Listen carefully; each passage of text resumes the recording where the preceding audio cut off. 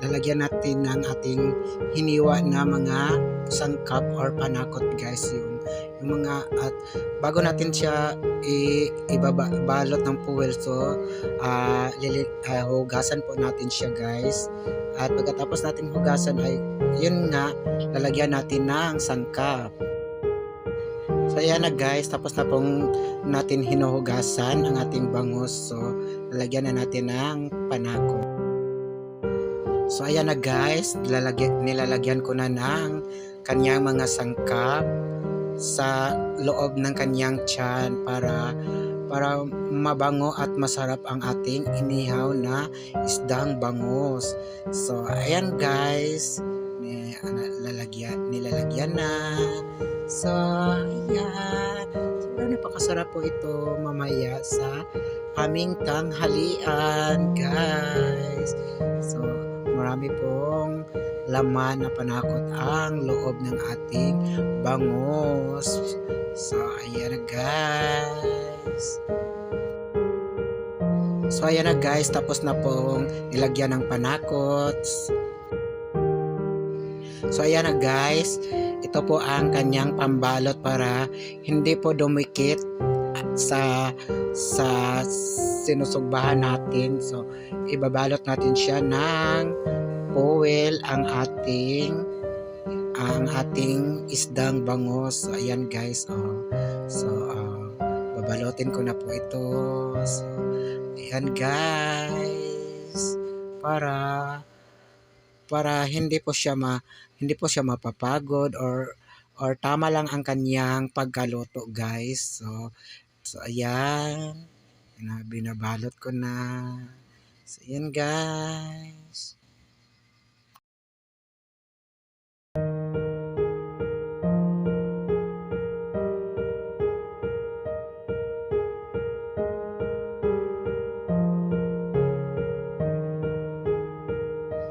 At ito naman ang pangalawang isdang bangus. So ayan, ibabalot din natin ito guys.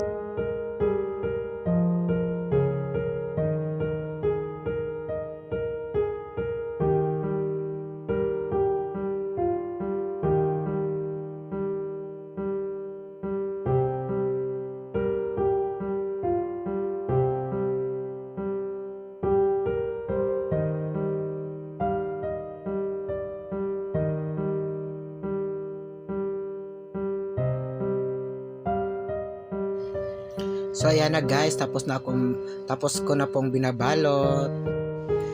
So ayan, iniihaw na po natin ang ating inihaw na bangus. So ayan, ginigrill na natin or sinusugba. So ayan guys, di ba? Ayan. Tama-tama lang ang ating apoy para hindi siya masyadong masunog or hindi siya masusunog, para tama-tama lang ang pagkaluto.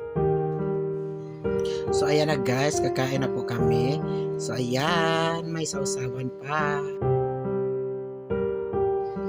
So ayan, kakain na po kami. So ayan, tanghalian na po kami kasama ang aming kasamahan sa tindahan at ang aming boss or amo, ang nagmamay-ari ng aming sa store. So ayan guys, sobrang napakasarap ang bangus na inihaw guys. So ang pinakamasarap dito na part ay ang kanyang tiyan. So favorite ko po ito, ang tiyan ng bangus guys. So lalo na't may sausawan na sobrang napakaanghang guys. So yan guys, masarap talagang kumain pag maanghang ang sausawan ng inihaw, or kahit anong inihaw, basta may sili para maanghang din, talagang kumain guys, napakasarap talagang kumain guys pag maanghang ang ating sausawan guys. So ayan guys, di ba, na napakarami kong nakakain po dito guys. So ayan guys, kain po tayo guys.